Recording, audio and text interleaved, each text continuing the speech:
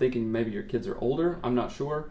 So, again, well, one of the kids, I edited this slightly. Oh, you edited? Okay. One child is a teenager in college. One is younger.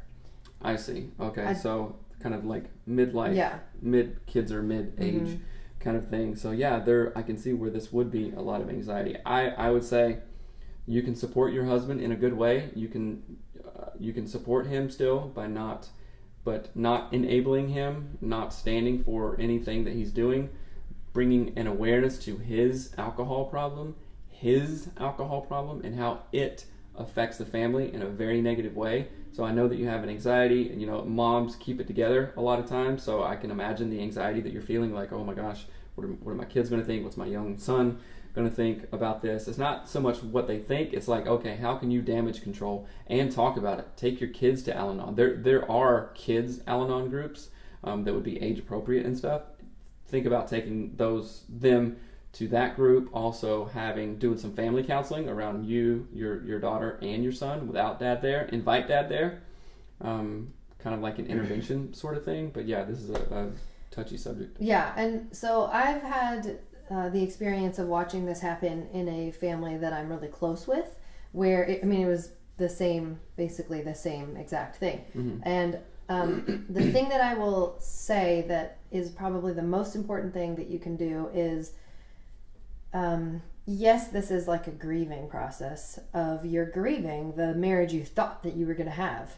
That doesn't mean that this experience is going to like annihilate everything else you've ever done, right? It doesn't discount your children. It doesn't discount your life. It doesn't discount your the things you can still do, the impact you can still make, and the joy you can still have. Mm-hmm. So the family that I've watched go through this, it was a year's transition of eventually they got divorced, and but again, it was the husband's alcoholism that drove all of this. So the wife is sitting there going, what did I do? Like, why did I didn't deserve this. I thought better. I wanted better. Whatever. And then the husband is just like out of the picture completely, which I hope is not what happens with you. It's not at all I'm not forecasting this for you. This is just what I saw. And, but the thing that I think is really amazing that I saw also is how the mother rallied her children and just said, all right, this didn't go how we thought it was going to go. Mm-hmm. No one wanted this. Nobody wanted this. Mm-hmm. But we are still amazing, valuable, fun. We're going to do things we enjoy. We're going to live a life that we find valuable and good. And the reason that I'm bringing that story up to help kind of put next to your own is that if you... Okay, let me word this a different way. Your husband isn't healthy. And he's not going to, hopefully he will become healthy. That's a great thing to hope for in the future. But if he never ever does become healthy, the best thing, our daughter is blowing bubbles into our, that's great. Thank you, Hattie. The best thing that you can do is be healthy, the healthiest, times 2 for yourself and your children. To kind of get yourself out of the mode of grieving, which I know you want to be in, and I think there's a time for that, but right now just isn't it. And unfortunately, that's what like drug addiction does. It's putting you into a situation that you would have never chosen and is not healthy or normal or good. Mm-hmm. And now you're having to like amp things up and be stronger than you need to be. But you know what's amazing? You can do it. Mm-hmm. That's the amazing part, is that, and maybe in that process of you getting healthy, you saying, all right, here are my babies. I'm going to love them and do everything we can. We're going to become, the family unit is now going to be me and my 2 kids. And my husband's got to fix whatever he's got going on. And if he never does, whatever, that's it. That's his own journey. But the 3 of us, we are now going to become rock solid. We're going to get all the counseling we need, get in a community that helps us out, lean on family, lean on friends, use Al-Anon for kids, all of those things. Because then if dad gets better, he will then join a stronger unit to support his continued journey for healing. If dad never gets better, you have made the strongest unit possible to support your journey and your children's journey of healing. And I do want to really reiterate really quickly that in the book The Power of Habit, they talk about actually Alcoholics Anonymous in particular, that the community element of it and the faith element, they said they studied it scientifically. They can't figure out why AA has been as successful as it is, because scientifically it doesn't, like, it shouldn't be as successful as it is.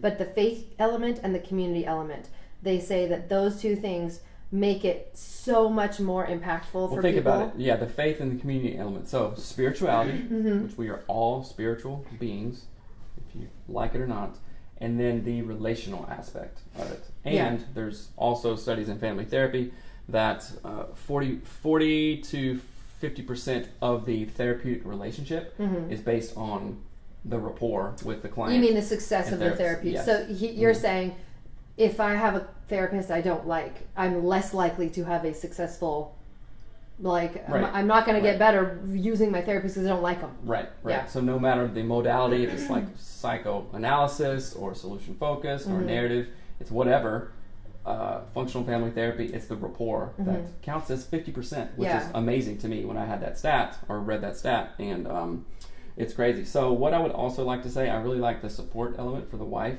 on this, and just to normalize like addiction and alcoholism and drug abuse.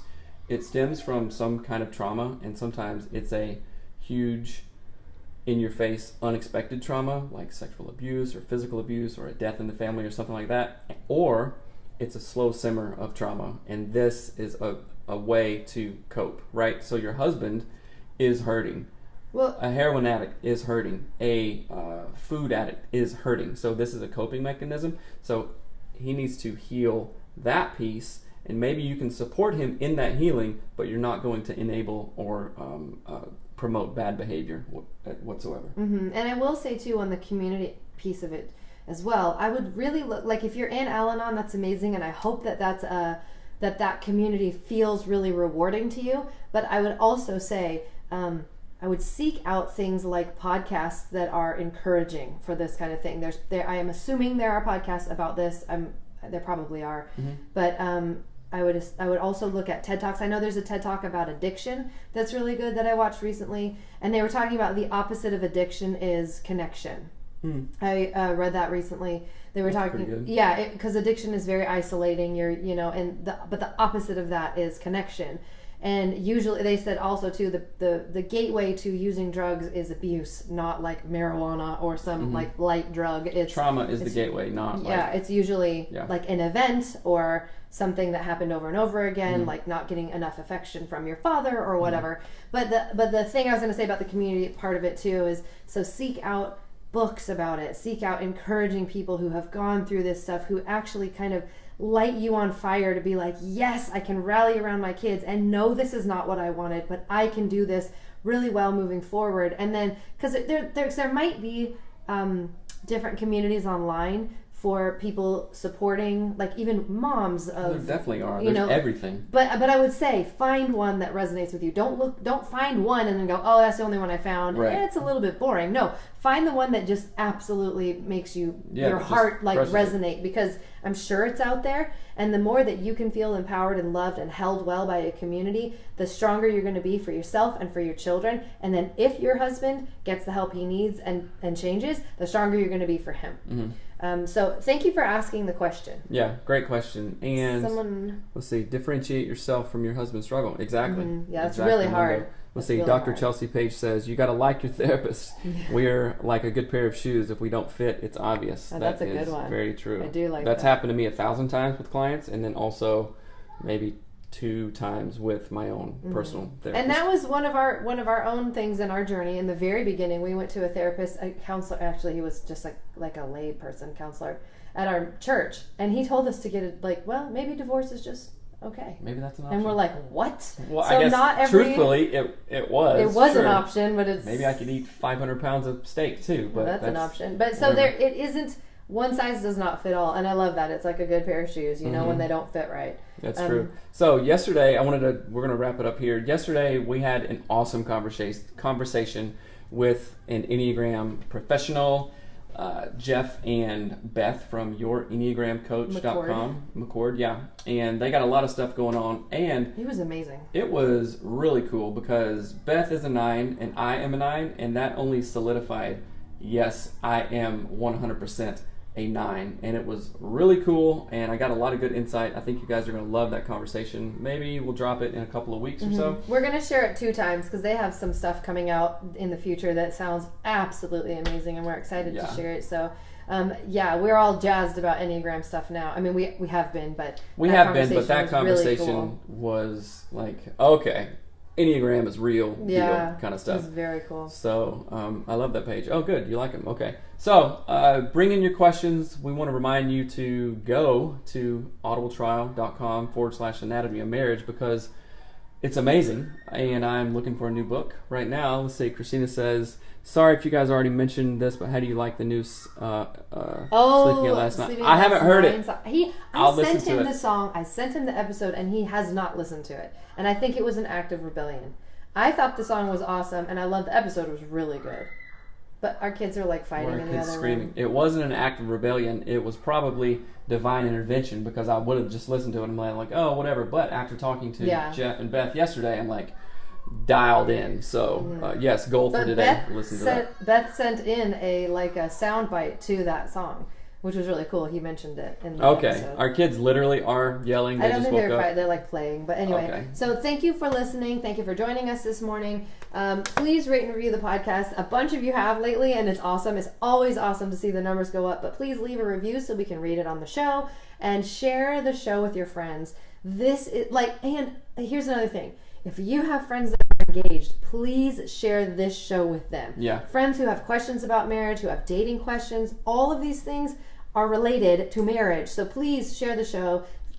Put links on your Facebook page, put it on your Instagram. You guys are who our listeners care about. They don't care about us. Someone who hasn't heard who we are is not going to check out our show. But if you tell your friends, they will check out our show. And that's tremendously helpful for us. So please rate and review, share the show, all that jazz. And also stay amazing. Y'all are amazing. All right. And I don't think there's anything else I was going to say. All right. Love you guys. Bye. Have a fantastic day. I didn't say bye. Oh. I usually go bye. Bye. Oh, yeah, you do. You sound like Unikitty. Unikitty. Thanks, Instagram and Facebook, for catching the pre-show and now the post-show. We love hanging out with you guys. Send in the questions. And now Lego Movie 2 is in my head. Oh, yeah. Okay, for real, stay cool and do good. Bye. Bye. What is that from? Do good work. What is that from? It's from A Prairie Home Companion. Prairie Home Companion. Be good. Do good work. I can't stand listening to that with Chris I didn't end it. See you later. Chris Steele is on A Prairie